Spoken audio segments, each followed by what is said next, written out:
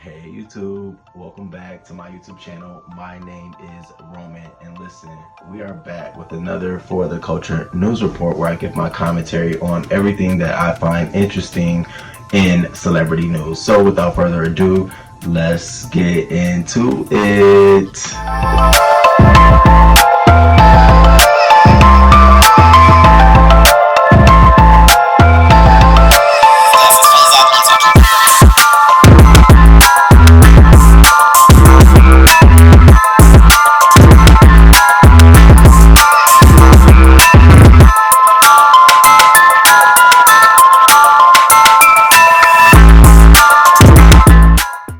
So let's talk about Lil Nas X and his new video, Montero, Call Me By Your Name. Montero being his first name. So it's a very, satanic themed video where, he's descending from the heavens into hell, and, he's doing a little show for,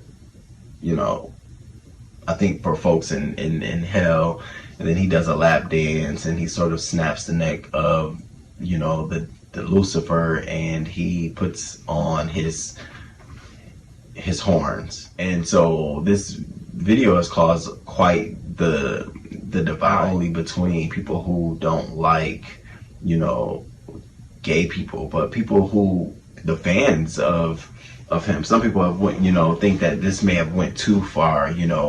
Kids watch you, children watch you, you're a very mainstream artist, and so for you to put a video out like this, what message are you sending? What's the message you're sending? Not only that, are you, some gay folks are even along the lines of, are you trying to say being gay or living the way I'm living is like we're dancing with the devil, or it's so many ways you can take this, and it's so many perspectives that can be taken from watching his video.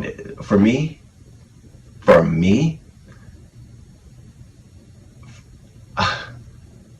raise your own kids. I'm going to say that first. Raise your own kids. Because see, if I go down the path of saying what he's doing is intolerable for children on TV, then I have to say that for every fucking thing I see on TV. Everything. And it's not just gay stuff. And it's not just him depicting his story. And if he see his story as descending from this angel paradise into living his life, and that means that for what he's been told throughout his whole entire life, that if you be gay and you live the way you want to live, you'll be in hell, you'll be living in hell. To show that throughout his story, and then he gets to hell and says, I'm not even going to take this, and he snaps Lucifer's neck and wears it on his head. It's sort of him telling his story of how he's going to live his life and conduct his affairs. I don't think it has anything to do with him saying that he's trying to be devilish or play with people. People will take from stuff what they want to take it for their manipulation, for their depiction. Y'all, it's really just a story. You have so one thing real quick.